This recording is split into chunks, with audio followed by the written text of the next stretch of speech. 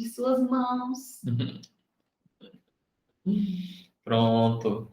Né? O pessoal que vai assistir depois, a gente já está gravando aqui.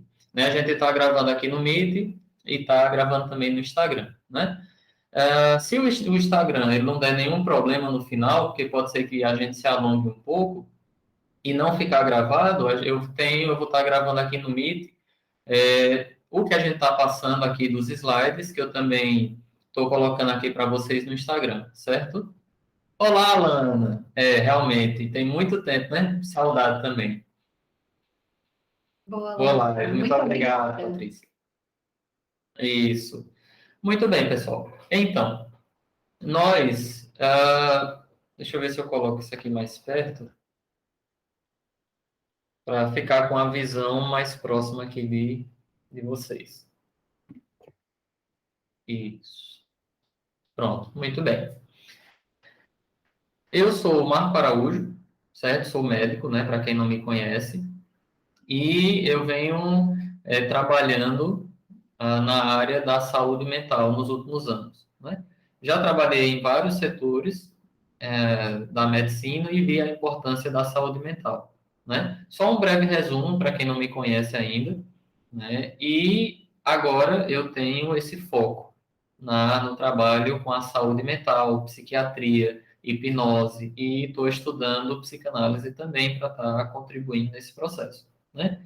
E uma das queixas que muito os pacientes me trazem é relacionado à parte alimentar, né? É relacionado a como a saúde mental ela acaba afetando a alimentação, né? Como acaba afetando o que a gente come e como a gente come, né? E eu não sou nutricionista, então tem muito paciente que me pede orientações nutricionais, mas a minha formação técnica é na medicina. Então, tudo que eu faço, tudo que eu oriento é baseado no conhecimento médico, né? E aí a gente precisa da atuação integral.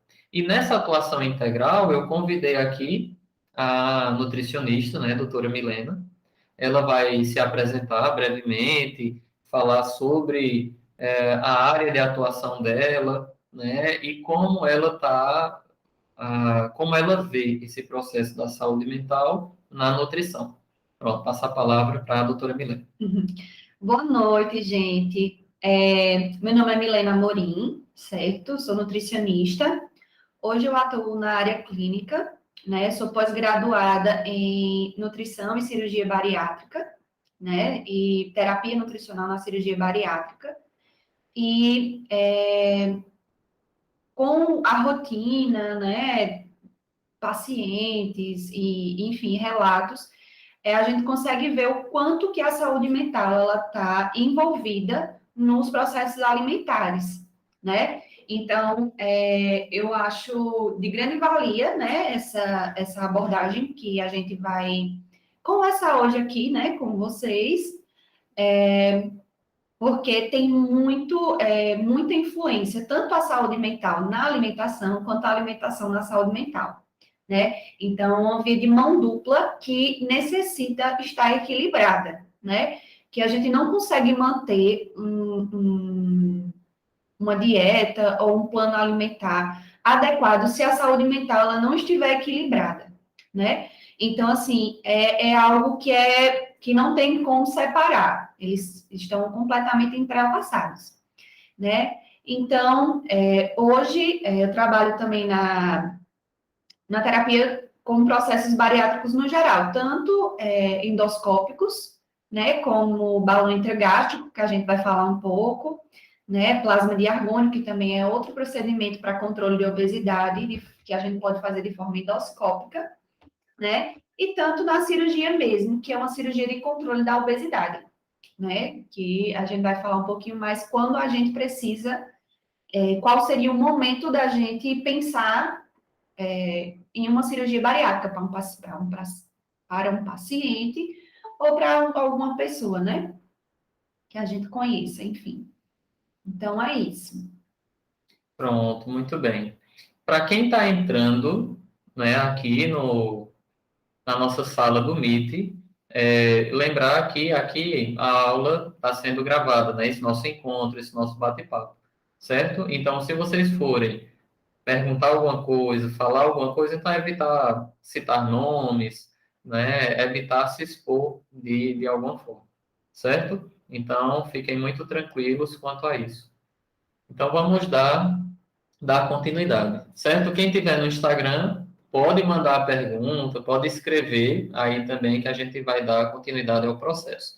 Então, como vocês podem ver aí no slide, a gente vai falar sobre a saúde mental, sobre a obesidade, né, a compulsão alimentar, o que é e qual o papel da compulsão alimentar nessa relação, saúde mental, obesidade, saúde mental, alimentação, saúde mental, nutrição, certo? Então, a gente colocou os temas para estar guiando o nosso bate-papo. Mas vocês podem ficar à vontade para estar perguntando e lembrando que quando a gente fala da obesidade, a gente vai estar falando dos conceitos nutricionais, porque quando a gente tem uma disfunção geral, pode levar a um quadro como o que a gente apresenta aqui, certo? Então a gente vai dar continuidade. É só aqui, ó, se você quiser ajustar alguma coisa. Não, pega com as duas. Isso. Muito bem. Então a gente vai dar continuidade aqui ao processo. Então, vou passar aqui o slide para quem está ali, eu vou passar aqui para vocês também. Então, um segundo aqui para vocês. Vamos lá. Então, a gente vai trabalhar um pouquinho sobre definições. Quando a gente fala de doença, de transtorno mental, né, a gente precisa ter uma noção do que é o normal, né? Então, eu preciso ter uma noção do que é o normal para que eu possa pensar em doença, para que eu possa pensar em um transtorno. Olá, Ítalo. Boa noite, seja muito bem-vindo. Pronto. E a gente fala muito de doença, a gente tem que falar de saúde, né? O que é saúde? A saúde é um dos conceitos mais amplos, um dos conceitos mais conhecidos pela OMS, né? Organização Mundial da Saúde, é o bem-estar geral, biopsicossocial. Então, esse bem-estar biológico, eu tenho que estar com minha estrutura orgânica dentro da homeostase, dentro do equilíbrio, né? Psico, eu tenho que ter a minha psique, eu tenho que ter a minha mente sã, né? E social, porque nós somos seres sociáveis e sociais. Então, a gente precisa viver em comunidade, né? Nós dependemos disso, certo? Olá, Magna, boa noite, seja muito bem-vinda, né? Então, a gente precisa desse equilíbrio. Veja que esse equilíbrio não é só biológico, não é só o que eu como, não é só a minha pressão arterial normal, não é só o meu açúcar normal, é também a forma como eu interajo com o meio. E esse meio a gente pode estar dividindo, né? E esse meio a gente pode estar dividindo tanto o meio externo, digamos, a sociedade propriamente dita, a comunidade, e o microambiente ao qual a gente está todos os dias, a nossa família. Então, a nossa família é o primeiro local onde a gente interage, onde a gente aprende o que é certo, aprende o que é errado, e a gente acaba introjetando na gente os desejos dos nossos familiares. Então, tudo isso influencia em o que eu como eu como, né? Eu vou deixar a Milena estar falando mais sobre isso também, né? E está tudo envolvido. Então, esse é o conceito geral de saúde. E quando a gente fala de saúde mental, o que é a saúde da mente? A nossa mente, ela está relacionada diretamente à forma como eu lido com as frustrações, a forma como eu lido com o outro, a forma como eu enfrento as dificuldades. Então, essa capacidade de se adaptar, essa capacidade de conseguir gerir a minha vida frente àquilo que eu quero, mas eu não consigo, aquilo que eu quero, mas eu não posso no momento, isso a gente está falando de saúde mental, né? Então, a saúde mental está ligada nesse ponto. Então, eu vou deixar a Milena falar, se ela quiser falar brevemente sobre esses três conceitos, ela fique à vontade, né? A gente vai estar depois falando em detalhes um pouquinho mais à frente, certo? Então, pode falar, Milena. Então, pessoal, a obesidade, como é sabido por grande parte das pessoas, ela é um acúmulo de gordura, né, gordura corporal no nosso corpo, né? E esse acúmulo excessivo de gordura corporal, ele pode trazer prejuízos, e muitas vezes traz prejuízos funcionais, né, biológicos, sociais para o indivíduo. Então, é por isso que hoje, né, a gente tem uma população mundial em torno de 40% que prevalece com excesso de peso. Então, é algo que a gente precisa conversar, precisa estar atento e precisa controlar desde o princípio. Porque muitas vezes os pacientes, as pessoas, elas acabam procurando tratamento para a obesidade quando ela está em um nível mais avançado. E nós podemos fazer, tratar, né, prevenir a obesidade, assim como prevenir, tratar ela de formas mais leves, né? Então, com isso, a gente tem a compulsão alimentar, que ela está intimamente ligada à obesidade, porque muitos pacientes que têm o diagnóstico de obesidade, eles apresentam esse tipo de transtorno alimentar, que é a compulsão alimentar, né? A gente não pode generalizar, não são todos, mas é bem prevalente, né? Então, por isso que a gente achou válido trazer aqui hoje para conversarmos, né? E os procedimentos bariátricos, eles são procedimentos que eles são feitos, né, uns menos invasivos, como o balão intragástrico, por exemplo, outros um pouco mais, como a cirurgia bariátrica, né, que eles podem ser feitos quando a obesidade ela está em um grau mais avançado e com riscos, com comorbidades e riscos à saúde do indivíduo, né? Então, aí a gente lança mão, a gente tem esses aliados, né, que são esses procedimentos para a gente controlar a obesidade, tá certo? Muito bem. Então, antes da gente prosseguir, né, quem está aí assistindo a gente, tem algum questionamento sobre algum desses tópicos que a gente falou, alguma dúvida do que foi passado? Então, vocês podem mandar perguntas, vocês podem ficar à vontade, certo? Que a gente para, o que estiver dentro do nosso conhecimento, a gente vai estar compartilhando com vocês, certo? Então, fiquem à vontade de estar perguntando também. Então, eu vou passar aqui.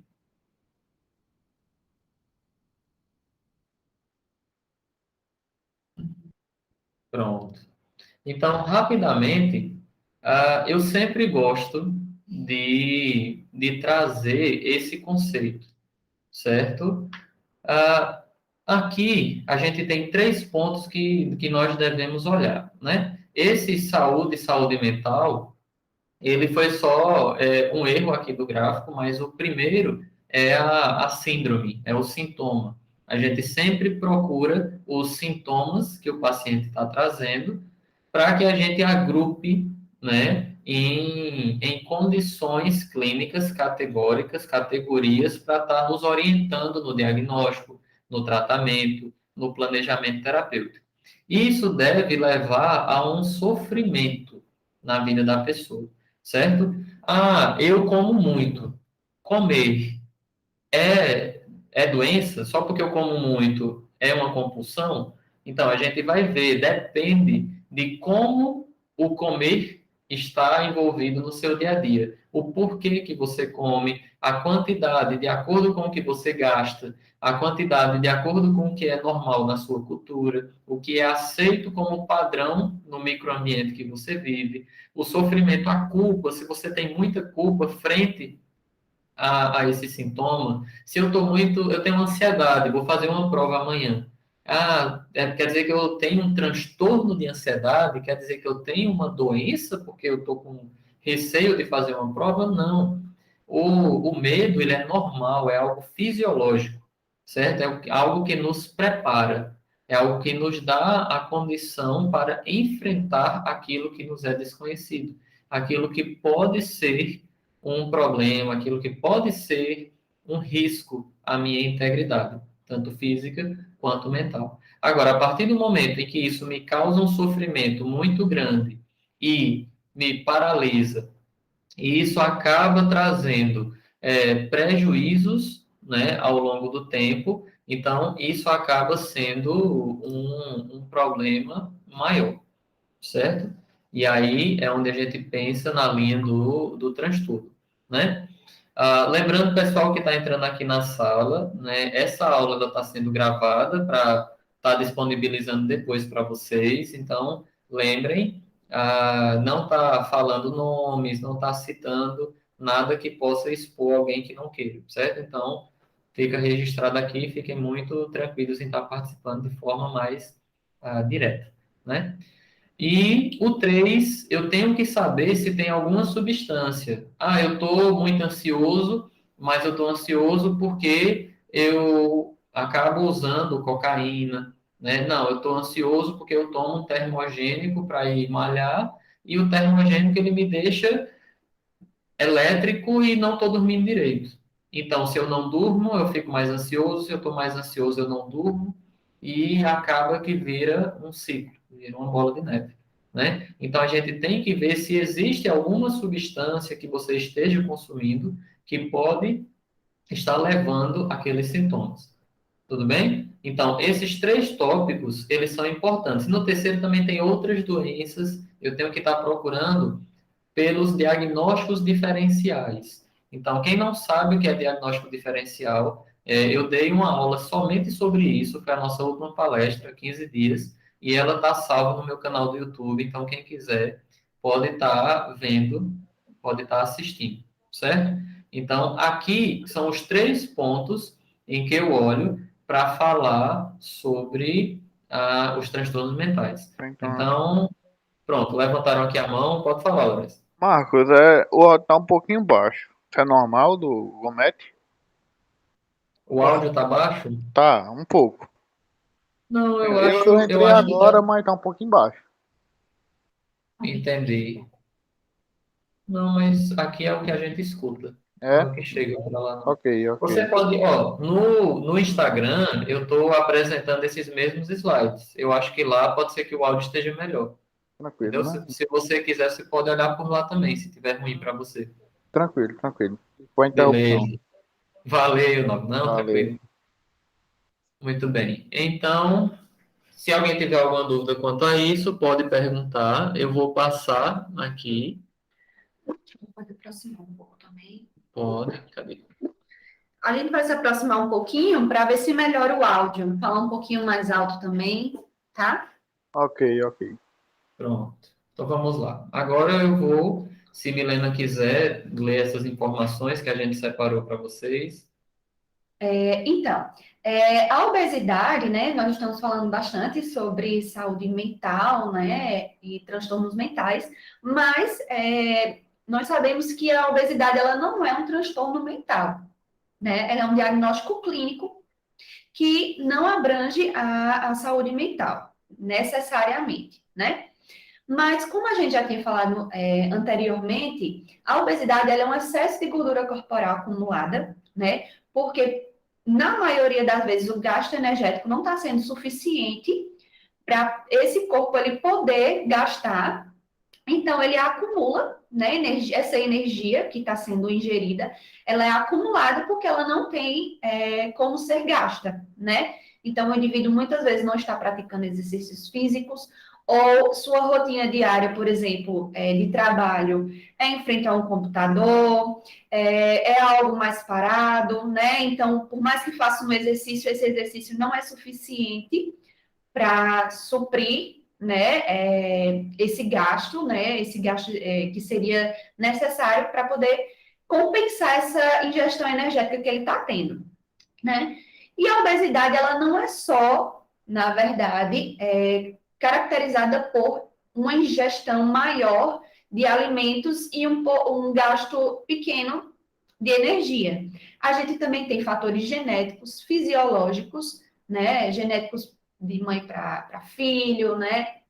Aquela familiaridade toda que a gente conhece, né? Tem na família casos, né? Os fisiológicos que nós precisamos observar se a tireoide ela está descompensada. Então, a tireoide descompensada ela pode ocasionar um ganho de peso excessivo, inclusive.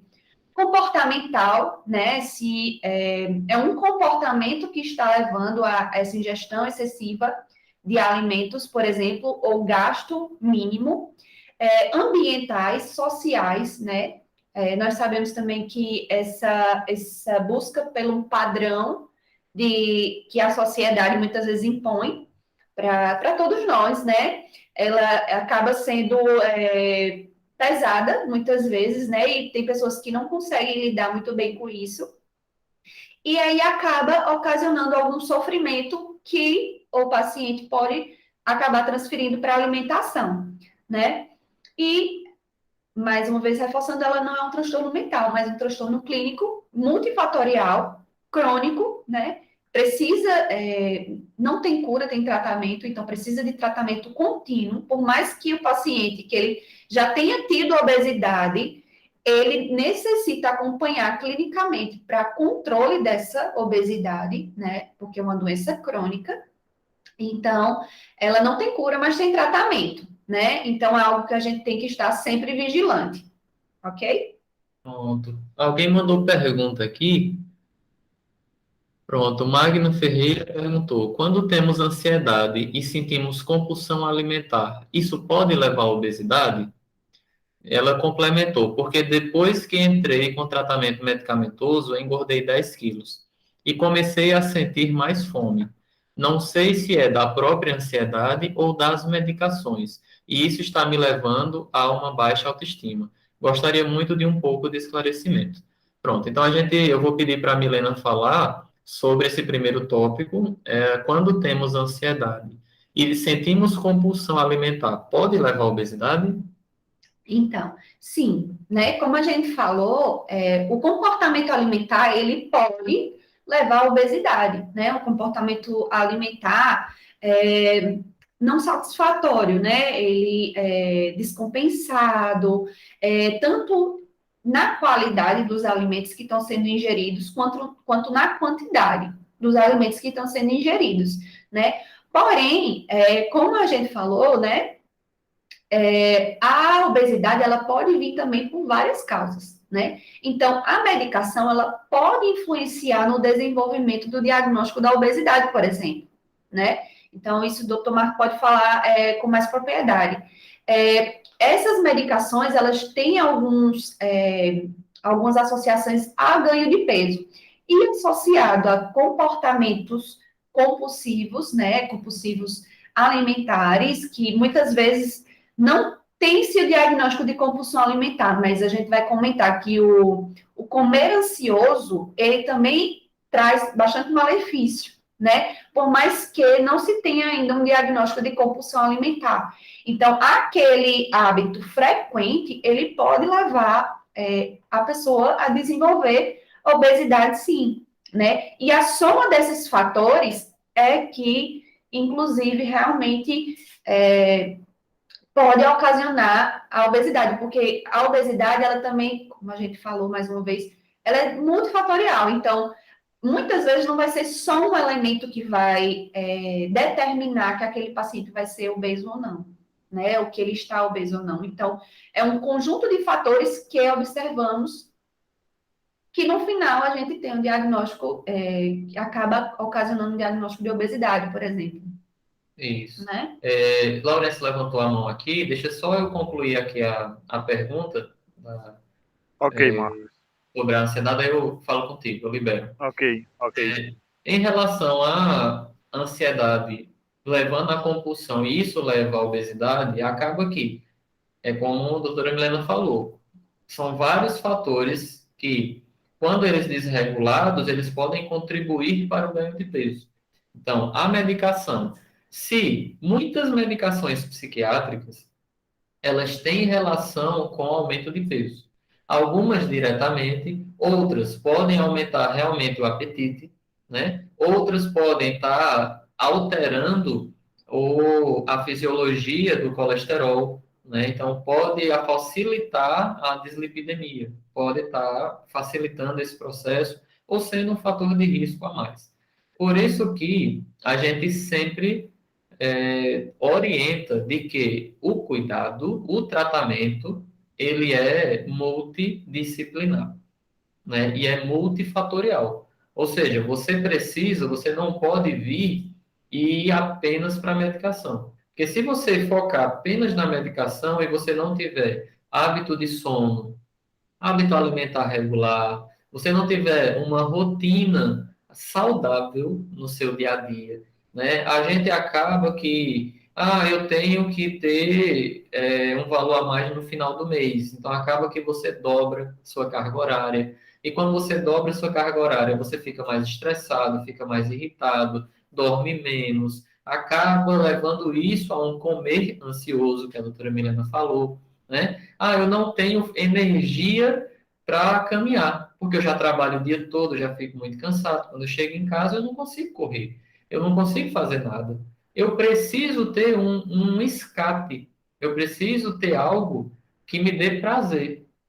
E aí, uma das coisas que a gente tem com muita facilidade para ter prazer é o quê? Comer. Então, a comida é algo que nos libera hormônios, sensação de felicidade muito fácil, muito rápido e dura pouco tempo. Ou seja, tem tudo para facilitar a adição, a adicção, o vício, a dependência.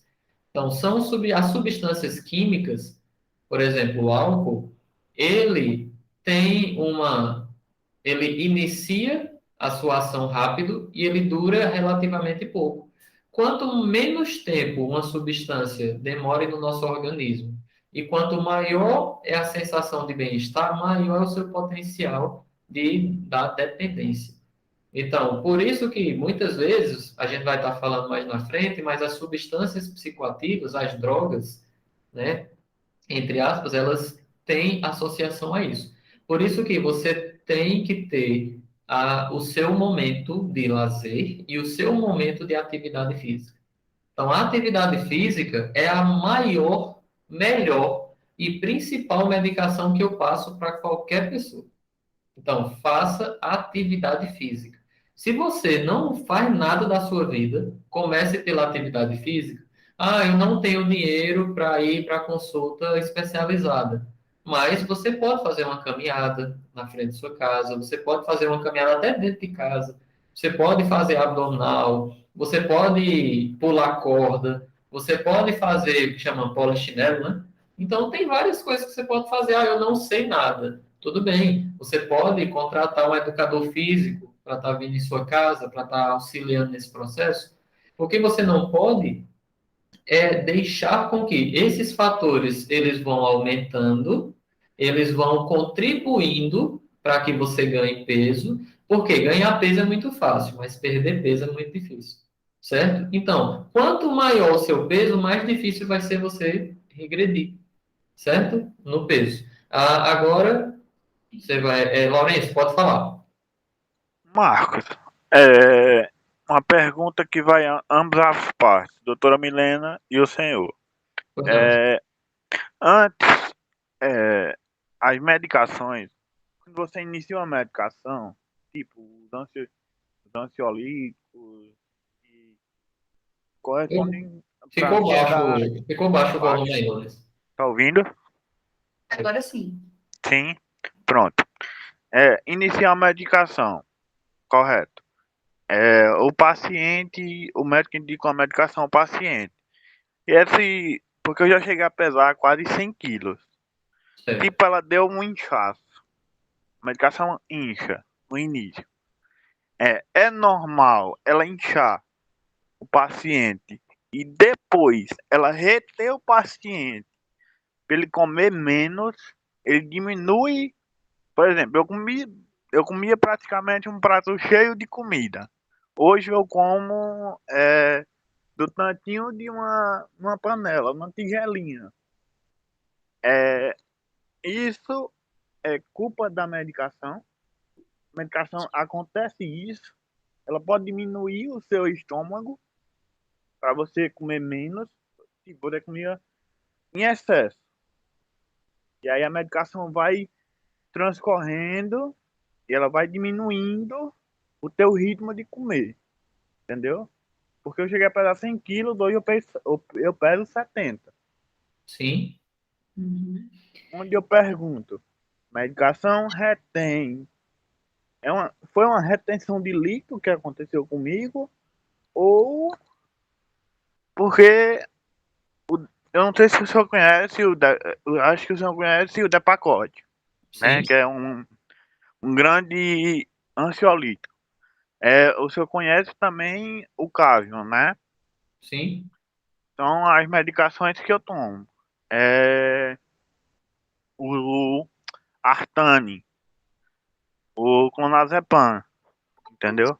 E aí diminuiu, Marcos, a proporção, tipo, depois que eu tomo essa medicação, à noite, eu tomo de manhã e tomo à noite. E aí Certo. depois que eu tomo essa medicação, aumenta a fome, entendeu? Na parte da noite, de manhã não, mas à noite eu sinto uma fome em excesso. É normal? Pronto. Em relação, por exemplo, As perguntas pronto, dele aí. passando aqui para o pessoal do Instagram, foi perguntado se, quando toma-se uma medicação psiquiátrica, se ela pode inchar, né, no primeiro momento, e depois reduzir o estômago, e depois tirar a vontade de comer, né? Exatamente. Pronto. Tem algumas medicações que elas podem contribuir para a retenção de líquido, o inchaço, que podem contribuir, sim. Existem algumas medicações que podem estar auxiliando nesse processo. E tem outras que, quando a gente está falando de fome, tem algumas medicações que podem aumentar fome e tem outras que podem diminuir a fome. E como é que se dá isso? Isso se dá através dos efeitos colaterais. O efeito colateral de uma substância é aquele efeito paralelo ao qual eu espero como terapia. Então, eu estou tomando um remédio para ansiedade. Só que o efeito colateral dele é que ele pode aumentar um pouco o meu apetite. Já o outro é tratamento de ansiedade, mas ele pode diminuir um pouco o apetite. E esses efeitos colaterais, eles também dependem muito do paciente. Dependem muito do metabolismo basal dele, né? Do ritmo metabólico dele. Então, a gente só vai saber a forma como isso se dá através do uso, né? Infelizmente, a gente tem o que é mais comum, mas o que é mais comum pode não acontecer com você, entendeu? Então, a gente tem o geral, que a gente se baseia, é do mesmo jeito. Tem gente que fala, às vezes eu tomo dipirona e minha pressão cai. Aí tem outro que fala, eu tomo dipirona, tomei minha vida toda e não sinto nada. Ou seja, depende muito do organismo. Depende da forma como se você pratica ou não atividade física. Depende de como está sendo as suas compensações das suas angústias, das suas frustrações. Porque muitas vezes, quando eu tenho um transtorno de ansiedade, transtorno depressivo, bipolaridade, o que for na psiquiatria, eu estou em um estado de descompensação e eu não faço nenhum tipo de terapia, não faço nada. E eu acabo indo para várias coisas que são disfuncionais, mas que eu sinto prazer naquilo.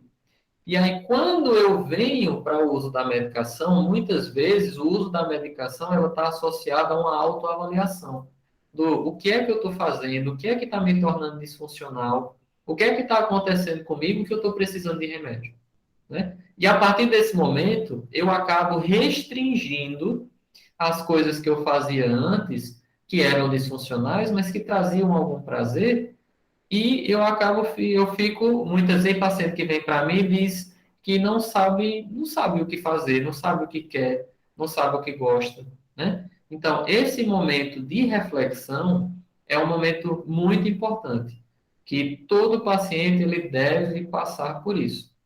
Ele deve, porque a medicação ela não vai mudar a sua forma de agir, a sua forma de pensar, a sua forma de lidar com os problemas. Você é uma história. Você vem com esse conceito entranhado em você de o que é certo, o que é errado, o que você quer, o que você não quer, como você reage às coisas. Eu acho, eu vou deixar a Milena falar, mas eu acho que deve ter paciente que chega para ela e diz assim: Poxa, tu vai me ensinar a comer? Você quer falar alguma coisa sobre isso? Sim, acontece muito também eu não atendo, mas com mães, quando a gente orienta as mães com as crianças, né? As mães, mas eu fiz isso com os meus outros filhos, eles estão saudáveis e não tem necessidade, por que você está me ensinando a comer, a como fazer o alimento do meu filho? Por que eu não posso dar isso? Por que eu não posso dar aquilo? Sendo que os outros estão, né? Eu ofereci, eles comeram tranquilamente e não teve nada. Então, assim, acaba acontecendo, né? Essas crenças, né? Crenças alimentares, né? Então, a gente tem que ter muito cuidado com relação a isso, né? Muito cuidado. Então, o profissional, ele está aqui para orientar, justamente, no caso, principalmente o nutricionista com relação à alimentação. O que tem de maior orientação para você, né? O que seria mais orientado para perda de peso, para alguma patologia específica que você tenha. Então, assim, o profissional está aqui para isso, para orientar, e é importante que o paciente ele acolha essas orientações, porque muitas vezes o paciente vai para a consulta, marca, escuta tudo, mas ele não acolhe. Então, isso atrasa o tratamento dele. Na verdade, atrasa completamente o tratamento dele, porque não adianta marcar a consulta, não adianta estar na frente do profissional. O que você vai para casa realizar é muito maior do que a consulta que você passou durante aqueles momentos que você passou com o profissional durante a consulta. Outra coisa é que a medicação ela não diminui o estômago, não é isso? Isso. Então, ela não tem esse poder de diminuir o estômago. O que a gente pode diminuir são alguns procedimentos que podem ser feitos, né?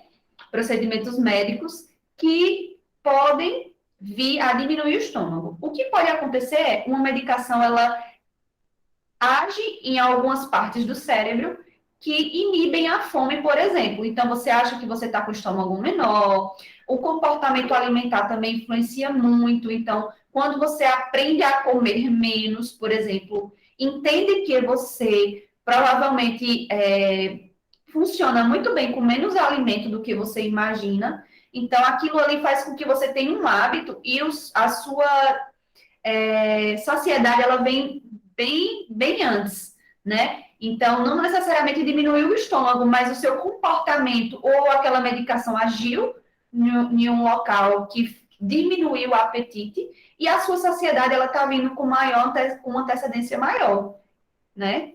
Então, isso pode acontecer, né? Porque os fatores psicológicos podem influenciar na saciedade, as medicações podem influenciar na saciedade, não necessariamente o estômago ele está diminuindo ou não, ou aumentado, né? Ótimo. Só para complementar, né, Ok. show de bola. Quem perguntou aqui sobre a parte da ansiedade complementou, né, depois do que a gente conversou. É exatamente isso, doutor Marco.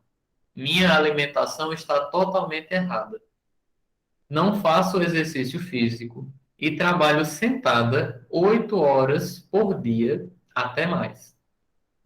Até inchaço nos membros inferiores estou tendo, né? Que é Frequente também acontecer, né? Porque você não está movimentando aqueles membros, o seu horário de trabalho é um horário que você tem uma rotina sedentária, né? Por conta da sua ergonomia mesmo no trabalho. Então, é algo que você fica sentado, algo que você fica parado, um movimento repetitivo. E nós não somos seres para estar estagnados.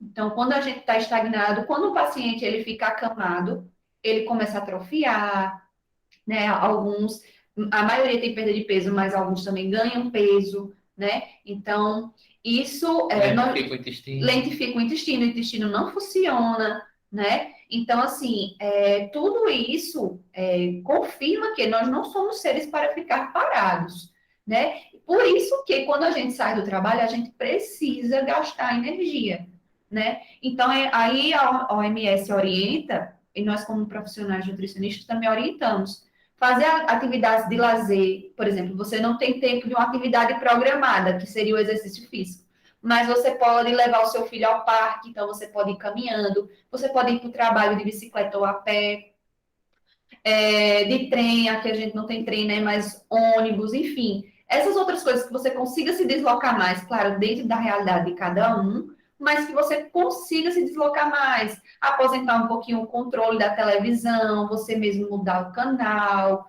né? Então, essas pequenas coisas faz com que você se movimente durante o dia.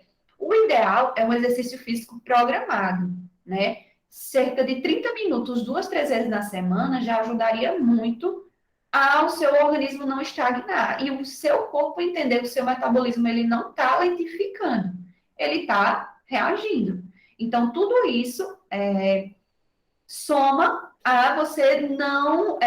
Eu gosto de falar muito assim: você organiza a casa. Você não pode fazer muito mais do que aquele que você está fazendo, mas você pode organizar a sua casa. Então, assim, tenta comer melhor, tenta fazer atividades que você se movimente mais. Então, o que for possível no dia a dia, das pequenas coisas que você puder fazer, você faz. E isso, com certeza, vai ajudar quando for somada, né? Todos esses pequenos detalhes forem somados, com certeza vai ajudar, né? Melhor a gente Show de bola. avançar. Pronto.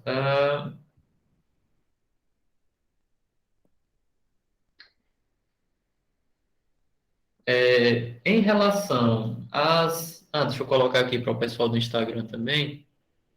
Porque quando a gente fala de obesidade, ela não é um transtorno mental, mas ela tem associação com uma série de transtornos mentais, né? Por exemplo, o transtorno de compulsão alimentar, o transtorno depressivo, bipolar, a esquizofrenia, né? O transtorno de ansiedade é muito comum, né? Está associado. E o que a gente estava falando aqui, ó, os efeitos colaterais de alguns medicamentos psicotrópicos contribuem muito para isso, né, e pode ser um fator de risco para o desenvolvimento, né, de alguns transtornos mentais. Então, por isso que a gente precisa ter esse cuidado integral, né? Eu vou colocar aqui, fizeram um comentário, é preciso entender como se dá a relação do paciente com a comida, né? Isso, justamente. Raila. Por muitos fatores, a comida pode ser vilã. A gente tem aqui Raíla, certo? Psicóloga que tá falando. Fator para saciar possíveis disfunções. No geral, vejo como o indivíduo estabelece a relação com a alimentação e como esta pode ser aliada e não fuga, por exemplo. Isso. Porque a alimentação, ela é a nossa rotina, né? Então, assim, não há nada na nossa rotina que a gente não faça que a maioria das atividades, na verdade, que a gente faz, a gente tem a alimentação como aliada, porque se você sai antes de ir para o trabalho, muitas vezes você faz o seu café da manhã, ou em algum momento você vai ao almoço, para quem não faz o café da manhã. Então, assim, a alimentação, ela está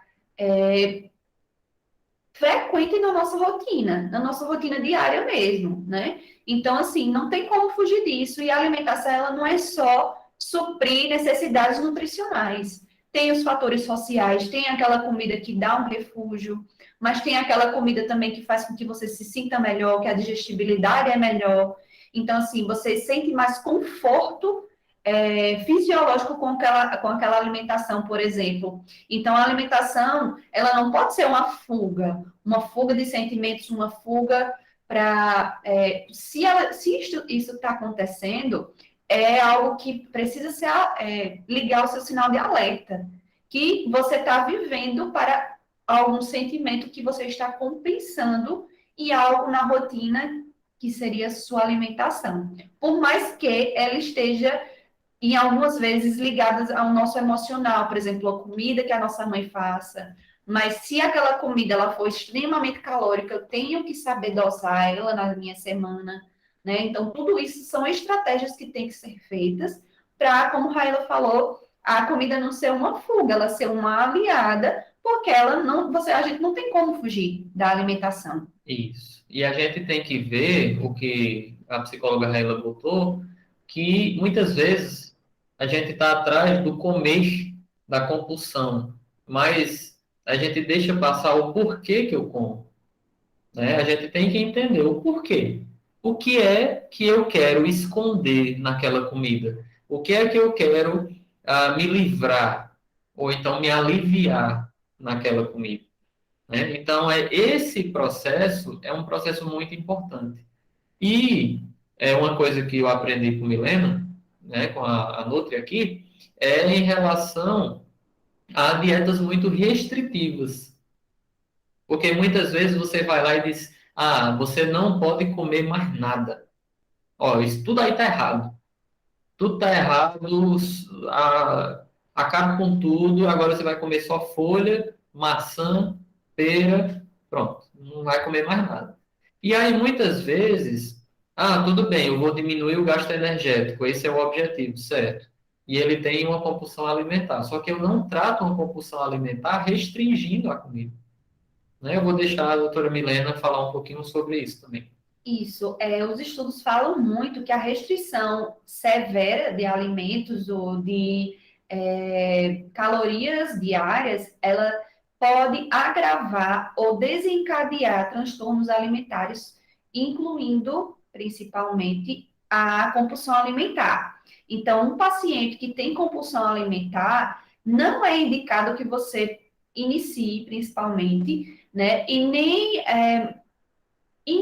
nem coloque durante o tratamento, né, dietas extremamente restritivas, porque elas causam angústia, né, elas causam, muitas vezes, efeitos rebotes, que, por exemplo, a semana ele consegue seguir aquela dieta bem restritiva e no final de semana ele tem episódios extremos de compulsão alimentar, né? Então, isso favorece episódios compulsivos, né, de compulsão alimentar. Então, não é uma estratégia nutricional indicada para pacientes com compulsão alimentar. Então, pessoal que está em casa, né?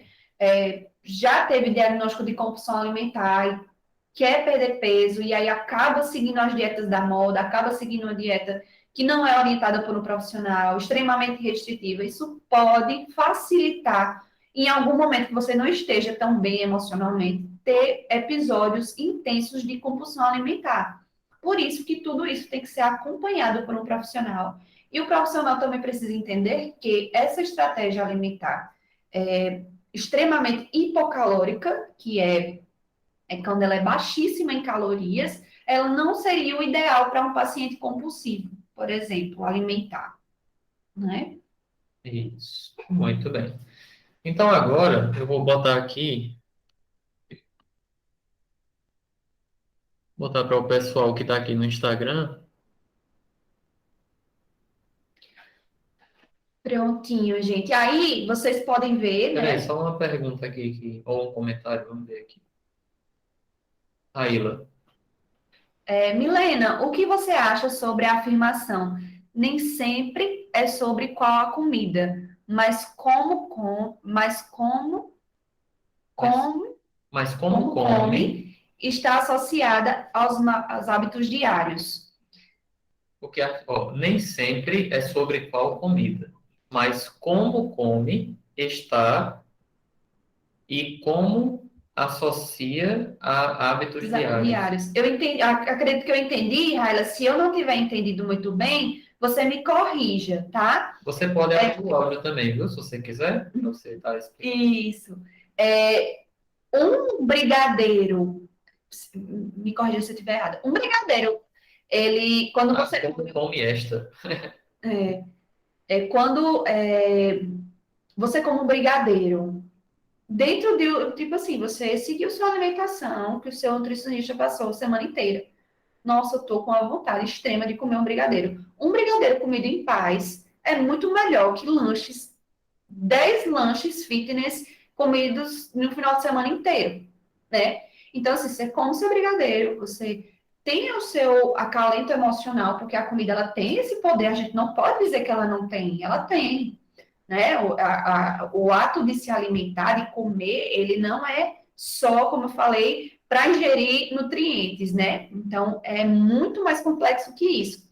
Então, quando você vai lá, come um alimento que seja numa quantidade saudável, e seja em paz, né? Você comeu, tá tranquila, passou aquilo ali, muito mais saudável do que você comer 10 brigadeiros fitness, né? 10 pratos de brigadeiro, né?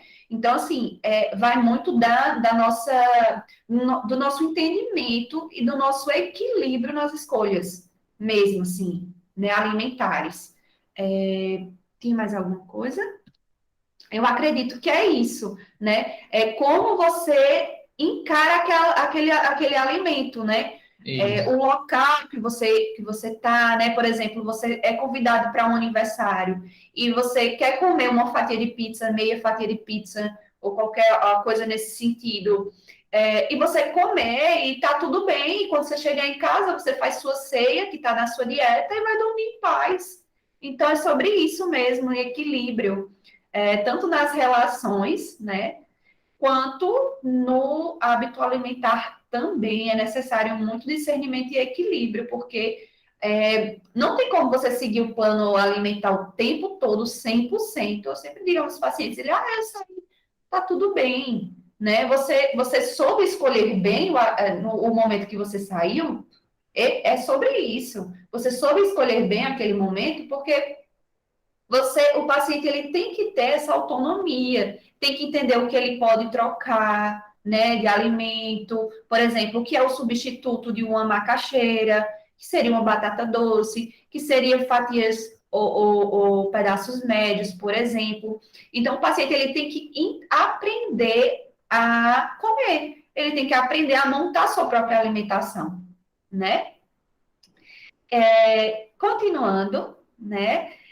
Nós temos aqui Obrigado, respondeu muito bem e fez uma uma ótima associação com o brigadeiro, né? Então, assim, come o brigadeiro em paz, tranquila, na quantia certinha ali, um brigadeiro, enfim, tranquilo, porque tudo é equilíbrio, né? Não é um brigadeiro que vai definir se eu vou ter obesidade ou não. Como a gente falou, a obesidade, ela é multifatorial. Um fator apenas, em um momento apenas, não vai definir se você vai ter o diagnóstico de obesidade ou não, né? Então, gente, nós temos os tratamentos bariátricos, né? Quando a gente tem um paciente, ou você como pessoa, passa por diversos tratamentos que não tiveram sucesso, medicamentosos, de plano alimentar junto a profissionais nutricionistas, a educadores físicos, e você até perdeu peso, mas teve reganho excessivo, teve reganho frequente, né, recorrente. Então, quando a gente não consegue ter sucesso nas outras terapias que a gente pode utilizar para controle da obesidade, a gente tem o estágio de tratamentos de procedimentos, né? E nós temos os procedimentos endoscópicos e os cirúrgicos, né? Os endoscópicos, eles são feitos por endoscopia, que é aquele exame que a gente costuma fazer para saber como está a saúde estomacal, né? Então, geralmente são menos invasivos.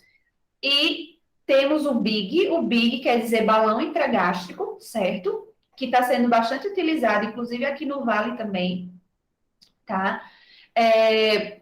Que é insuflado um balão de silicone no estômago do paciente e esse paciente, ele fica fisicamente, o estômago não diminui, tá? Mas ele fica com menos espaço para os alimentos.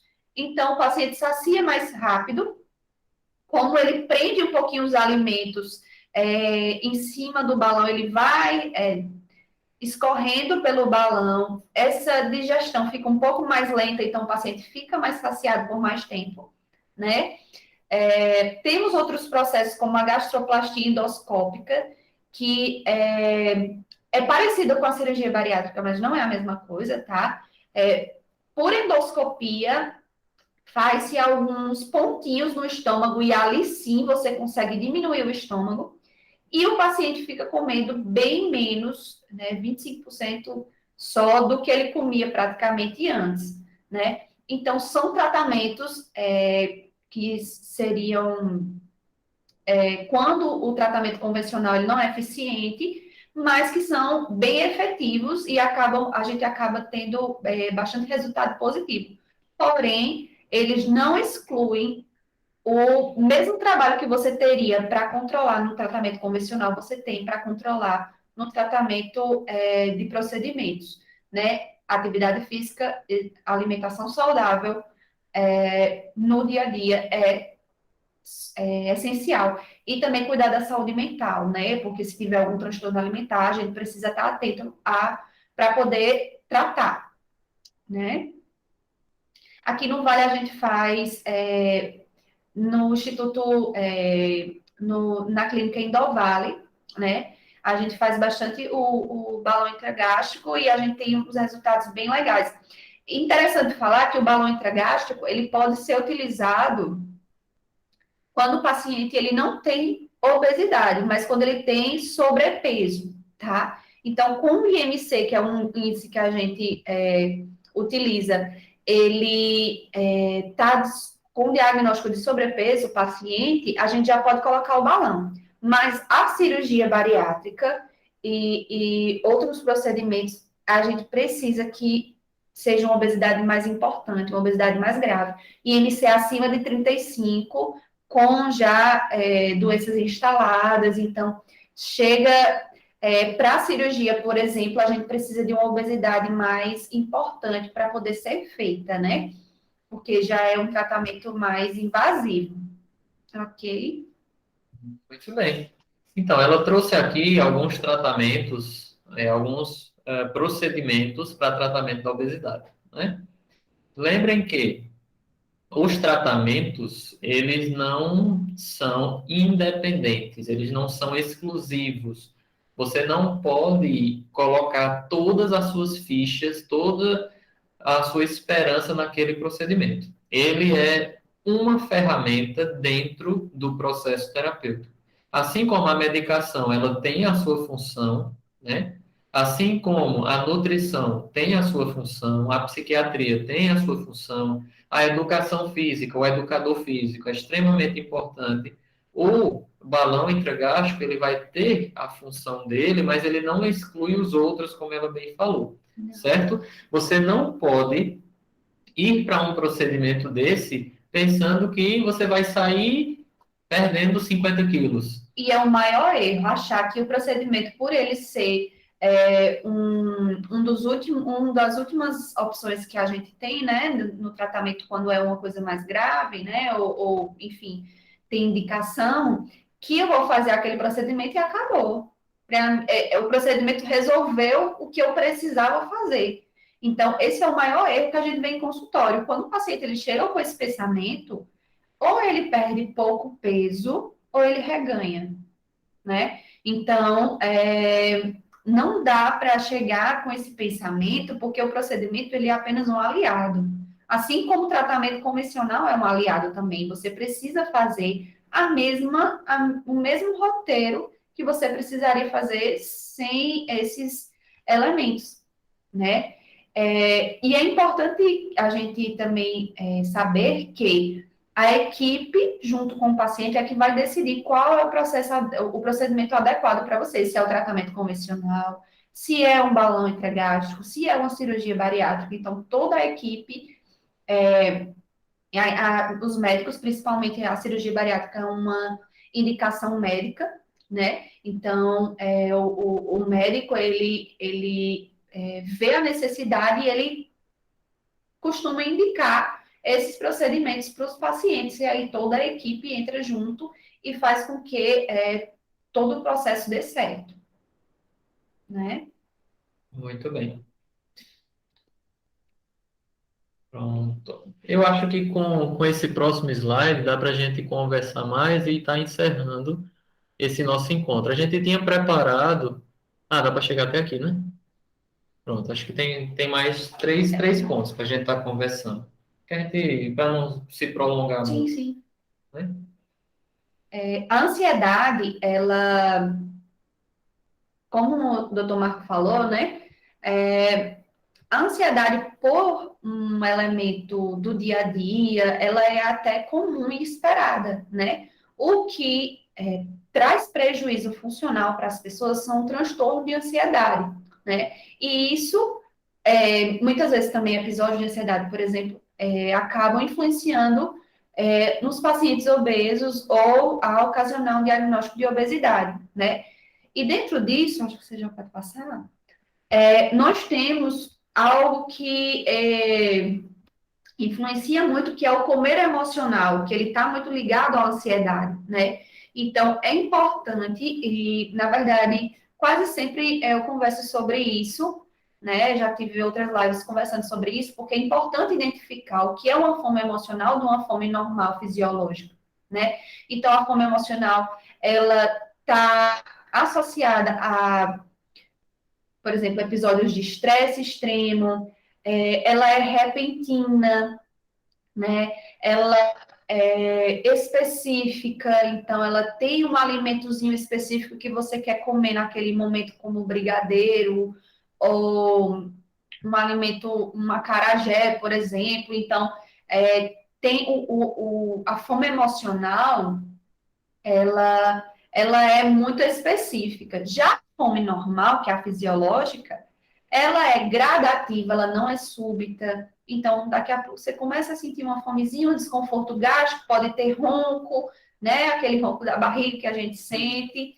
Então, ela não é específica. Se você tiver ali geralmente o que tem assim de oferta, você come, né? É importante não deixar essa fome fisiológica aumentar demais, porque se você for, quando você estiver no último estágio da fome, você vai comer o que aparecer.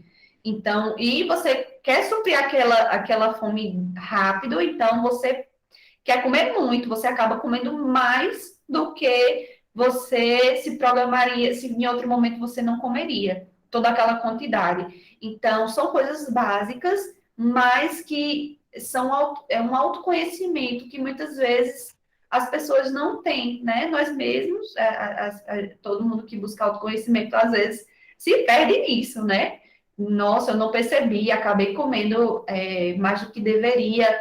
E isso tudo, fome emocional e fome fisiológica, ela está ligado à sensação de saciedade que a gente vem perdendo com os anos, né? A gente vem, como a oferta de alimento é tão grande, que a gente vem perdendo essa sensação de como é estar cheio, porque a gente está sempre comendo. E aí a gente não observa como fica meu estômago, como é que eu fico emocionalmente, o meu corpo, como que ele fica quando ele está saciado. Porque eu tenho que parar quando eu estou saciado. Um bebê, quando ele está mamando lá, e ele está cheio, ele para. Então a gente nasce com esse mecanismo de saber quando a gente está cheio e quando a gente está com fome, né?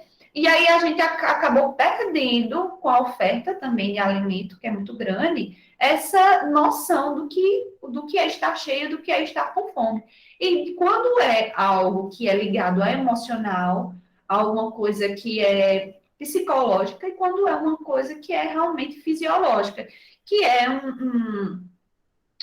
a fome, ela é algo fisiológico, então a gente tem fome sempre, né? Então, não é uma sensação que a gente vai deixar de ter. Então, ela está ali, a gente só precisa observar. Isso. E lembrar que essa fome emocional, como ela falou muito bem, que é de momento, ele está muito relacionado com a nossa cultura, com a nossa rotina. Você está aqui no Instagram e aí vem uma foto de uma comida bem gostosa. Você não está com fome, mas você fica com vontade de comer. Porque você está naquele momento, eu estou estressado, eu queria alguma coisa bem gostosa, Sim, as né? compensações acabam atrapalhando muito, principalmente a manter o foco da dieta, né? Então, eu estou muito estressada hoje, eu mereço isso aqui. Então, essas compensações são perigosas, inclusive para pacientes que vão fazer cirurgia bariátrica.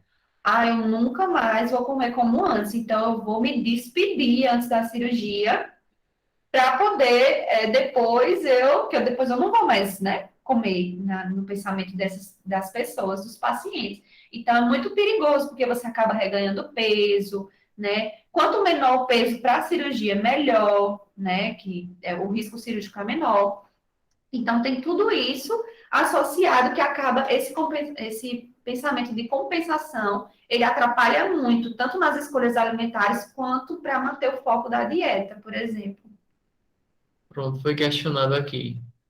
É, nós podemos fazer nossa própria dieta baseado naquilo que sabemos ser saudável e não saudável? Sim, então, nem todos os momentos a gente pode ir no nutricionista, nem, enfim, não tem tempo, enfim, qualquer outro motivo.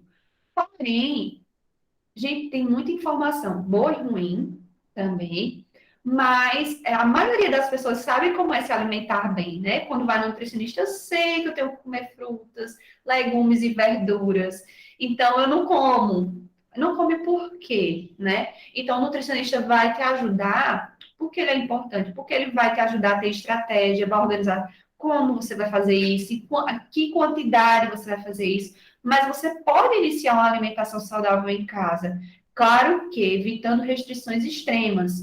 Então, você sabe que a gente tem um modelinho que ele é bem interessante para a alimentação da população em geral, que é o prato saudável. Metade do seu prato você coloca de verduras e legumes, e a outra metade você vai dividir em carne, feijão e arroz, que é a leguminosa e o cereal, né? Então, a metade do alimento é arroz, feijão e carne, a outra metade do prato, desculpa, é toda, 50% no caso do seu prato, é de legumes e verduras, porque eles vão garantir vitaminas, minerais, eles são ricos em fibra, então dão saciedade. Então, você seguir esse prato saudável, você já, por exemplo, já chega no nutricionista, não.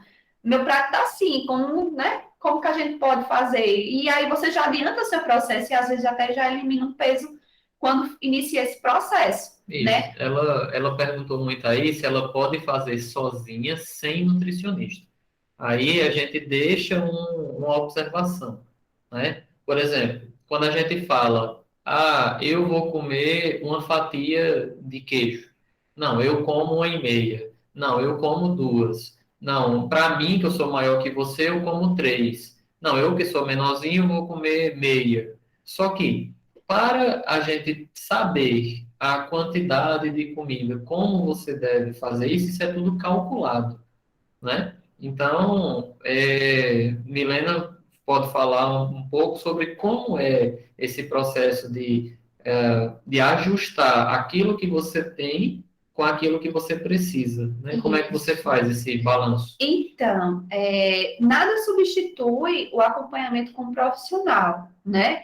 Então, o acompanhamento com o profissional é fundamental, principalmente quando você tem uma patologia instalada, por exemplo, obesidade, patologia doença, né? Então, quando você tem, e é importante, importantíssimo, na verdade, o que esteja acompanhamento profissional. Mas é importante saber também que o papel do nutricionista, porque ele vai avaliar toda a composição corporal do paciente quando ele chega, então isso vai definir, porque o peso e a altura e a composição corporal daquele paciente, a gente pega todos esses fatores e a gente calcula, nós temos fórmulas, a gente tem recomendações que, de acordo com doenças ou de acordo com se você está saudável ou não, que a gente calcula a quantidade dos nutrientes, proteínas, principalmente, né? Proteínas, carboidratos e gorduras, né? Então, o nutricionista ele vai calcular de acordo com a idade, peso, altura, composição corporal. Então, tudo isso faz com que o seu tratamento seja extremamente individualizado. Por isso que ele não tem como ser substituído, né? Mas isso não exclui que você tem que iniciar uma alimentação saudável em casa, né? Mas, por exemplo, se para você sair do diagnóstico de obesidade, você precisa eliminar 10 quilos, ou enfim, tantos por cento de gordura corporal, você precisa de uma estratégia efetiva. Então, o nutricionista ele entra de forma incisiva nisso, né? Se você tem um objetivo para ser alcançado, o nutricionista ele tem que estar junto, o educador físico também, assim como os profissionais endocrinologista médico, psiquiatra também, se tiver um transtorno alimentar, por exemplo. Então, toda a equipe que precisa, né, aquele paciente precisa, ela tem que estar junto, né? Isso. E aí, digamos, a nutricionista fez o cálculo do tipo de alimentação que você precisa, da quantidade.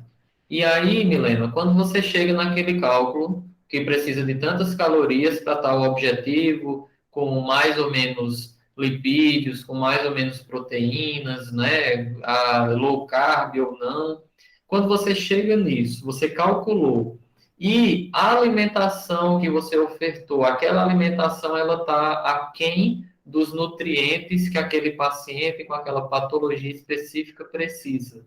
Aí, o que é que a nutrição pode lançar mão para complementar esse processo? Então, a gente usa estratégia, né? Como que a gente vai incluir aquele determinado alimento, o nutriente que aquele paciente está precisando. Por exemplo, às vezes precisa de suplementação, né? Às vezes o paciente está obeso, mas está deficiente de vitamina D, o que acontece muito, né? Então, a prescrição nutricional vai além do cardápio, né? A gente pode usar suplementação, a gente pode acompanhar aquele paciente, né, na sua evolução da composição corporal, o cardápio, né, mudar qual seria o horário melhor, quantas vezes, por exemplo, eu não consigo comer fruta 3 vezes ao dia, então vamos colocar uma vez, em que horário? Não consigo comer de manhã, não me coloque de manhã, o paciente já fala logo assim, não me coloque de manhã que eu não quero ver fruta de manhã eu quero comer cuscuz. Ah, então tudo bem. Então a gente pode colocar essa fruta em outro horário e dessa forma. Não me coloque banana, que eu não. Se eu ver banana na minha frente, eu nunca mais volto. Eu digo, então tá bom.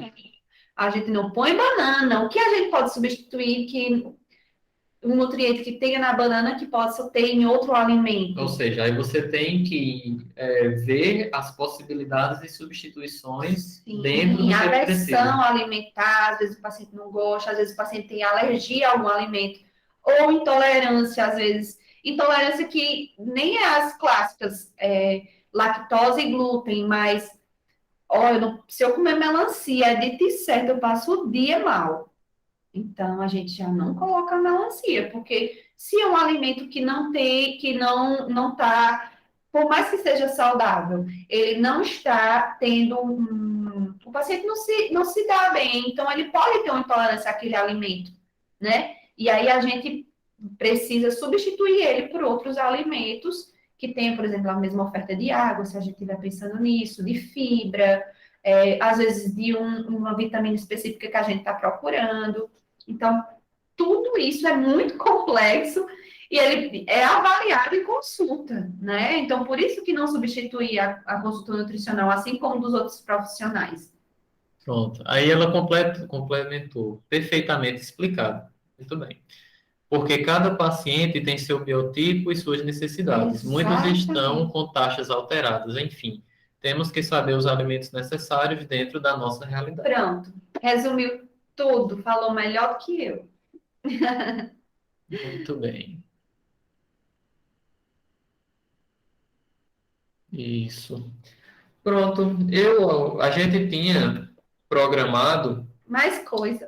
para falar um pouquinho mais especificamente sobre os transtornos alimentares, mas a gente já deu uma visão geral, né, sobre tudo isso. Eu acho que o que a gente propôs, né, no início, o objetivo, ele foi atingido, né, de a gente falar, no geral, dar informações de uma forma mais clara, de uma forma mais simples, acerca da inter-relação entre todos esses tópicos, né? É para que a gente traga para vocês a importância da integralidade, a importância de você ter um acompanhamento multi, de muitos, mas inter, que se interrelacionem de vários profissionais.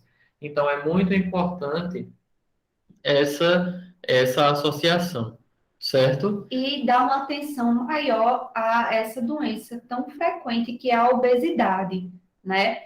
que, como a gente comentou, ela está bem presente em transtornos mentais.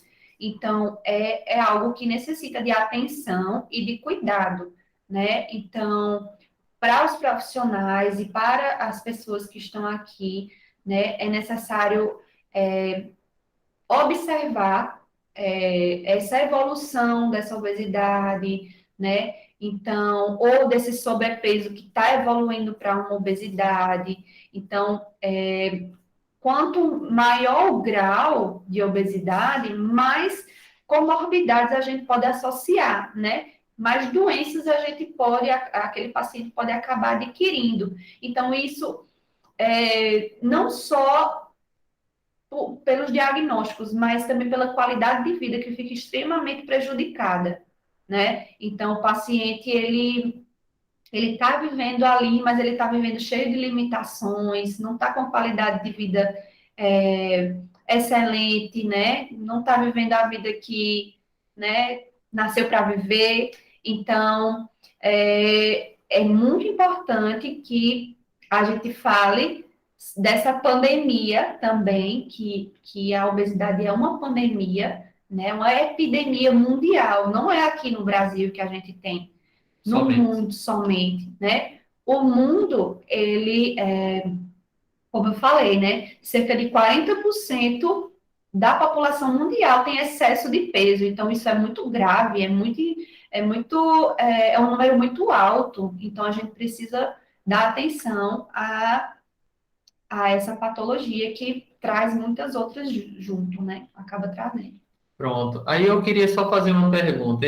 Tem alguém aqui que seja profissional da saúde? Aqui no MIT a gente tem a participação da psicóloga Raíla, né? Isso. No Instagram, tem algum profissional da saúde que atue, né, em alguma dessas frentes, da saúde mental, né, da nutrição, da obesidade, né, que tenha isso, que esteja presente, se quiser fazer algum comentário, se quiser participar aqui com a gente. Ou estudante Viu? também, Pode ser estudante também, se quiser dar uma palavrinha, viu? Pode ficar à para vontade. anunciar.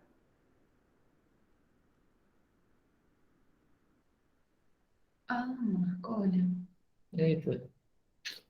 Deixa eu ver. Ilka colocou: estou com minha alimentação completamente descontrolada depois da Covid. Como sem fome. Exatamente. É uma queixa recorrente, viu? Depois da pandemia, os pacientes que tiveram o Covid-19, é uma queixa bem recorrente, por É, isso que precisa mesmo de atenção, de ir à consulta para poder tem corrigir, muitas complicações neurológicas também. né? E também tem complicações que a gente também está em estudo, né? Então a gente precisa acompanhar esses pacientes ambulatorialmente também. Carlos Eduardo passou por aqui. Gente, a gente acabou não vendo Os os comentários. comentários, porque o Instagram parou aquele de rolar devido ao descontrole na alimentação. Estou engordando muito, além de não fazer nenhum exercício. Precisa de medicação, às vezes, né? Às vezes sim, mas isso tem que ser avaliado, né? Como eu falei, se é um tratamento convencional, se não é. Enfim, tem que ser avaliado pelos profissionais, Isso, tem que né? ver se não tem relação com ansiedade, né? Sim, Se tem é essas. bem complexo, né? Isso. Pronto, muita gente passou por aqui, ó, Isabela. E a partir de quanto de sobrepeso é importante fazer? Entendi, já respondeu quando estava mandando. Pronto, muito Para bem. colocar o balão, Ela disse que respondeu, acho que foi relacionado aos procedimentos. a vantagem seria a saciedade? Ah, Sim, do balão. sim, sim. A saciedade, a gente pode mudar também algumas comunicações hormonais com o balão, né? Então, a, a resposta hormonal, ela pode também ser modificada, né? Tanto com o balão quanto na cirurgia, então acaba acontecendo, sim, essa mudança endócrina também, né? Mas o carro-chefe, né?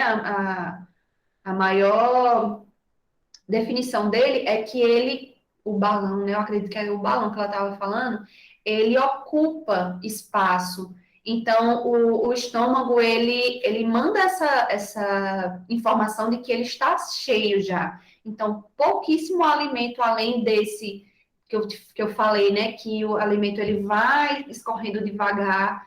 Então, causa mais saciedade ainda, né? E o paciente come menos, né? Ele menos alimento, mas, por exemplo, ele pode tomar 100 ml, 200 ml de milkshake? Pode, né? Ele consegue, na verdade, né? Então, seria o interessante para esse paciente que botou balão ou fez alguma cirurgia tomar esse milkshake, né? Então, por isso que a qualidade dos alimentos também entra nessa situação toda, porque não é só restrição física, né?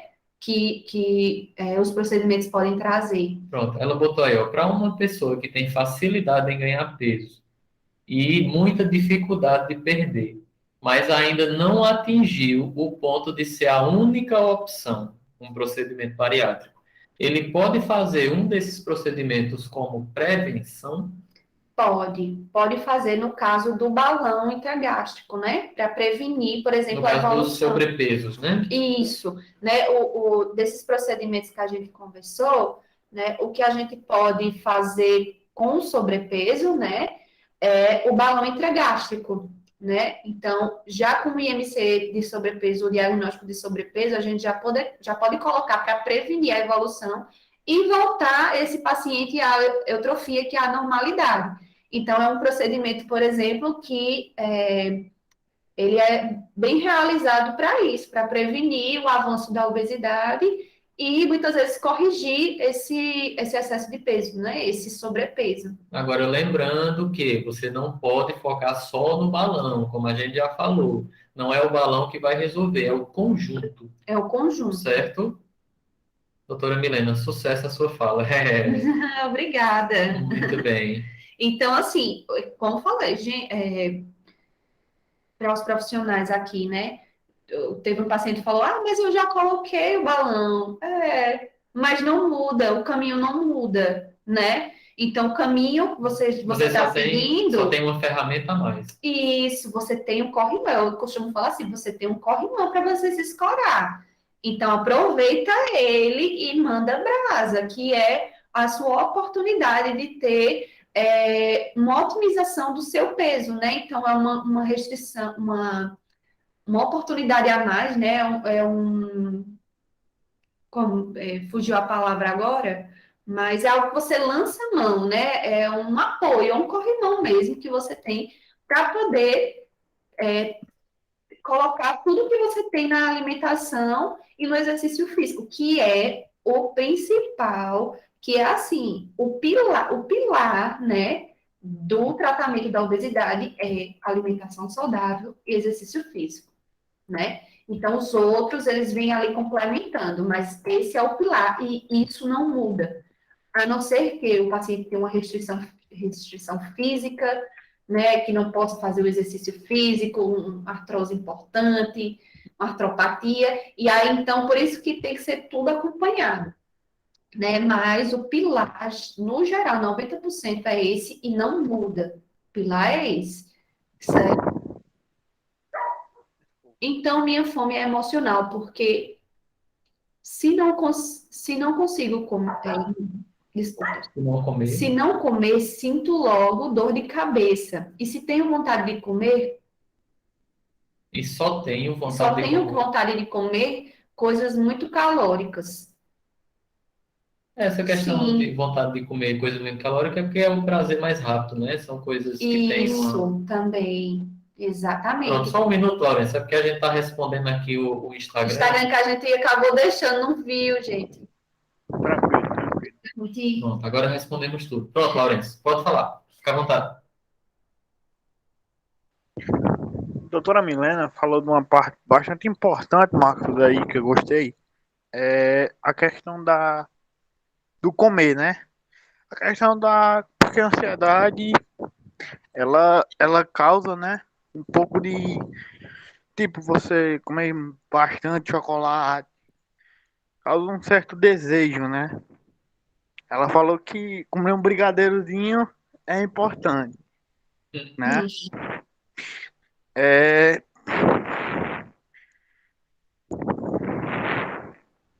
Acaba entrando aí na alimentação saudável também, né? sim, é Então, normal.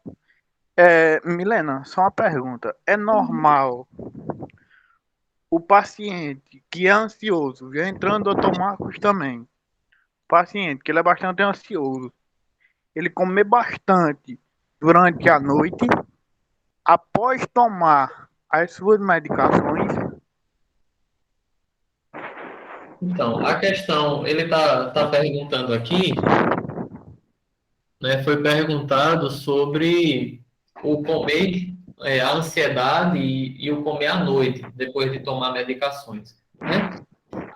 Exato. À noite a gente tem algo que favorece o, o uso de válvulas de escape. Como assim? Por exemplo, a gente tem o nosso dia. A gente trabalha, a gente sai, a gente conversa, a gente interage, né? Ou seja, a gente tem um tempo muito ocupado, onde a gente foca a nossa atenção em coisas diversas durante o nosso dia, né? Mas quando chega a noite, essas coisas que a gente foca acabam diminuindo, né? E a ansiedade, ela acaba se manifestando de uma forma mais fácil. E a gente procura por algo para nos saciar, para nos aliviar, para tirar aquele sofrimento, aquela angústia no momento. Não necessariamente ela está associada à medicação, mas ela pode estar associada à rotina do uso da medicação. É o que acontece, por exemplo, no cigarro. Tem muitas pessoas que fumam depois que tomam café. Ah, é o café que leva à vontade de fumar? Não, mas é o ato de tomar o café, é a rotina, é o que aquilo representa. Tem pessoas que podem fumar depois de tomar um copo de água, por exemplo. Então, depende muito do que. Ah, tem gente que fuma depois que come um chocolate, né? E geralmente o chocolate vem depois do almoço, né? Então, tem os fatores associados ao processo. Então, isso deve ser muito bem avaliado, entendeu? Ou seja, não é Diga, só, diga, beleza? E aí, por conclui. exemplo, você pode falar, Pode diga. concluir, pode concluir. Dignamente não é da medicação. Não é da medicação. É do momento que você está passando, Isso. A né? Não medicação ela antes. pode contribuir? Pode. Mas não Pode, né? necessariamente a medicação vai dar isso, tipo, tomei e deu vontade de comer, entendeu? Uhum. Pode ser que, com o uso prolongado, ela tenha um efeito colateral de aumentar o apetite, mas não entra no que a doutora Milena falou da fome emocional. A fome Exato. emocional, ela é específica, e ela às vezes vem Uhum. de forma súbita, não é isso? Então, É isso. quando eu tenho o uso da medicação, ela aumenta o meu apetite. Ela não aumenta o meu apetite por doce. Ela não aumenta o meu apetite por pizza. Ela aumenta o meu apetite. Agora, se eu tenho muita fome e eu não me contento com aquela comida saudável, eu quero algo que me dê uma sensação de prazer rápida, aí eu vou para doce, vou para pizza, né? Eu vou para essas coisas. Então, por isso que você não pode ir somente na nutricionista, ou somente no médico, ou somente no educador físico. A gente precisa dessa integração, certo? E eu queria Ok, já. Mar. Deu para entender? Deu sim. Sucesso. Valeu, obrigado. Pronto. Em relação a isso, primeiramente, eu gostaria de agradecer a vocês. Então, a gente está aqui há quase 2 horas, né, de live, então, com uma participação muito boa. A gente espera que vocês tenham gostado, né, a gente espera que vocês tenham dado para auxiliar vocês de alguma forma, tenha trazido informações relevantes e importantes para vocês, certo? Então, sigam doutora Milena, né? Milena Nutri. Milena Amorim. Milena Amorim Nutri. Isso. Pronto, então sigam ela, Milena Amorim Nutri, que ela vai estar trazendo mais conteúdo sobre a parte de compulsão alimentar, de procedimentos bariátricos, de nutrição e alimentação saudável. Então, ela vai estar trazendo muitos conteúdos e eu vou firmar essa parceria com ela, né, para a gente estar juntando esses conceitos e favorecendo a integralidade. Certo? Muito obrigado novamente. Passem esse conteúdo para quem vocês acham que é importante. A gente vai tentar deixar salvo agora no Instagram, né, essa live, para vocês estarem disponibilizando. Né? Eu também estou salvando aqui, estou gravando aqui no Meet. Essa aula vai subir na plataforma do YouTube para ficar disponível para vocês, para vocês assistirem quantas vezes vocês quiserem. Se vocês quiserem rever, né, alguns conceitos, algumas coisas que a gente trouxe. E no mais, muito obrigado novamente, uma boa noite a todos. E fechando, né, gostaria de informar, eu ia passar hoje uma novidade para os profissionais da saúde, mas eu vou deixar, porque já está um pouco extenso, no meu canal do YouTube já tem o meu sistema, né, o sistema de gestão e saúde, certo? Então, aqui eu vou deixar depois, que é uma forma de registro dos atendimentos de profissionais da saúde em geral, né? Nutricionista, psicólogo, psicanalista, hipnoterapeuta, terapeuta holístico, terapeuta integrativo, né? Microfisioterapeuta, né? O fisioterapeuta em geral. Todo mundo que atende em saúde mental e precisa registrar em prontuário, né? Muitas vezes você fica registrando no papelzinho, aí atende 1.000 pessoas e depois você vai procurar a pessoa para ter um registro, saber o que foi que você viu, o que foi que você avaliou, e a pessoa não sabe, ou então não encontra o papel, perde papel. Quem trabalha com muitos pacientes, aqui, Raíla pode dizer muito bem disso, que é muito difícil, a gente perde muita coisa, né? E aí, vendo a minha necessidade, eu também tive a participação da doutora Milena nessa construção, né? E a gente tem, o paciente, ele precisa também desse registro. Por exemplo, o paciente vai para mim e 6 meses depois, ele precisa de uma informação, ele volta e eu preciso estar revendo o que é que eu fiz. Então, eu consigo, num modo eletrônico, eu consigo ver direito essas informações, né? Doutor Germano, ilustre, boa noite, seja muito bem-vindo. Então, a gente precisa. E o sistema que eu criei, ele também pode ser feito, você pode acessar pelo celular, ele é muito responsivo, né? Então, no YouTube, eu já fiz um tutorial sobre ele, né? Já deixei lá. Então, quem quiser, visita a minha página do YouTube, é DR Marco Araújo, e vocês vão ter acesso ao tutorial direitinho. E lembrando que quem falar comigo, né? Vocês podem passar. Quem falar comigo no privado ou através do meu WhatsApp profissional, eu vou dar 30 dias de acesso ao sistema gratuito, certo? Então, quem vir essa live, quem vir ou no YouTube ou no Instagram e entrar em contato direto comigo, solicitando e informando que soube através desses meios, então tem que ser através desses meios, aí eu dou o acesso durante 30 dias, certo? Então, vocês podem divulgar, porque a pessoa vai ter 30 dias para ver se realmente é isso, se realmente ajuda, se realmente vai ser algo que vai contribuir de forma positiva no atendimento de seus pacientes. Para mim, está contribuindo muito bem. Eu estou utilizando ele e estou fazendo, eu fiz para mim, certo? E a doutora Milena também está usando, que ela tem um módulo maravilhoso da parte de nutrição para procedimentos bariátricos. Então, ela tem um sistema dela de registro e acompanhamento dos pacientes de balão intragástrico e de cirurgia bariátrica. Então, justamente para facilitar e automatizar esse cuidado, porque você faz um procedimento, um balão, e você precisa de várias consultas. Então, ela precisa ter esse controle, ela precisa gerar gráficos dos atendimentos, das melhoras da questão do peso, gordura corporal, né, massa magra, IMC, né, circunferência abdominal. Então, tudo isso é possível, né, no sistema MM Gestão e Saúde, certo? MM Gestão e Saúde. Então, esse projeto é um projeto nosso para qualquer profissional da saúde que queira,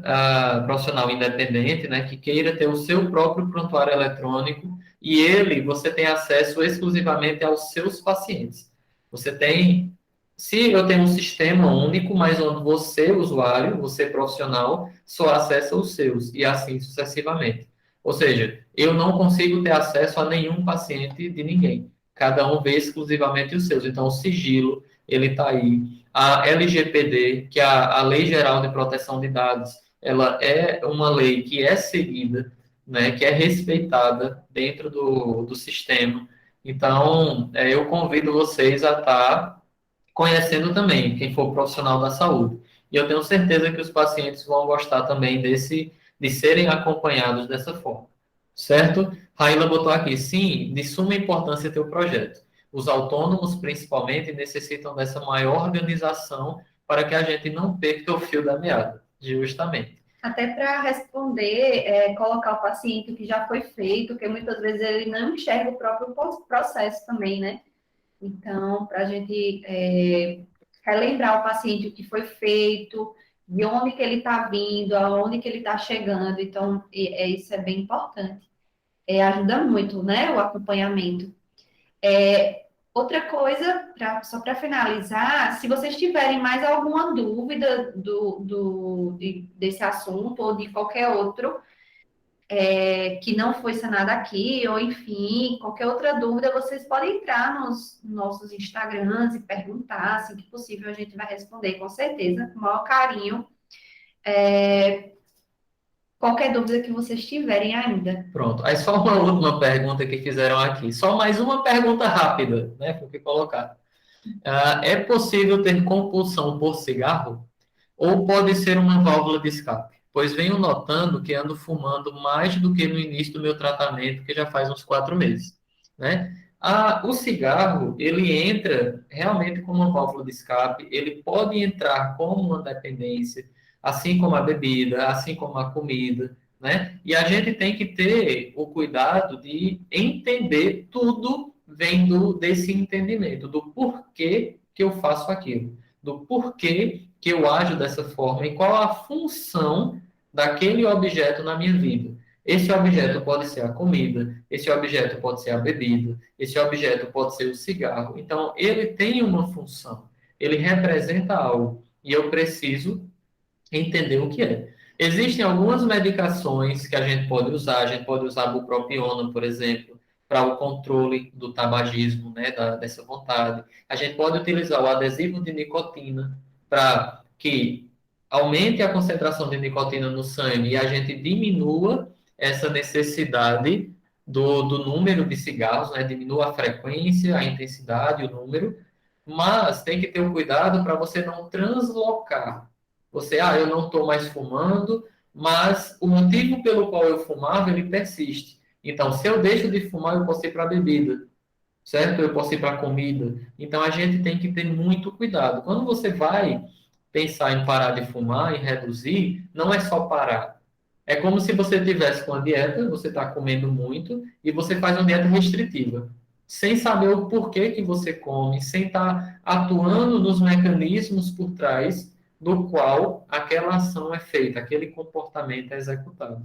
Então, a gente precisa desse entendimento. E eu não consigo entender isso junto com você sozinho. Eu preciso de uma visão multidisciplinar. Eu olho da minha visão de médico.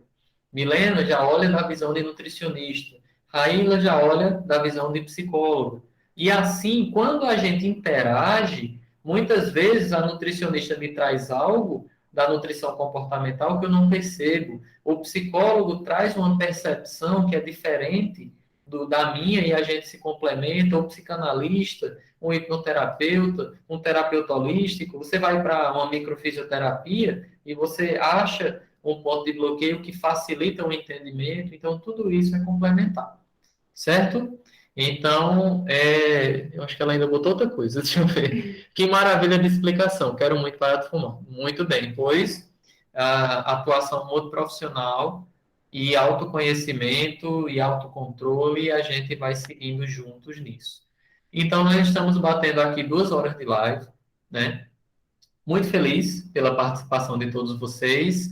Uma ótima noite para todo mundo, um abraço e esperem que de 15 em 15 dias a gente vai estar tendo encontro. Ou no meu Instagram, ou no Instagram da doutora Milena, certo? E a gente vai estar mantendo isso, essa continuidade, certo? Um abraço. Tchau, gente. Foi um prazer. Foi um prazer, viu, gente? Muito obrigada pela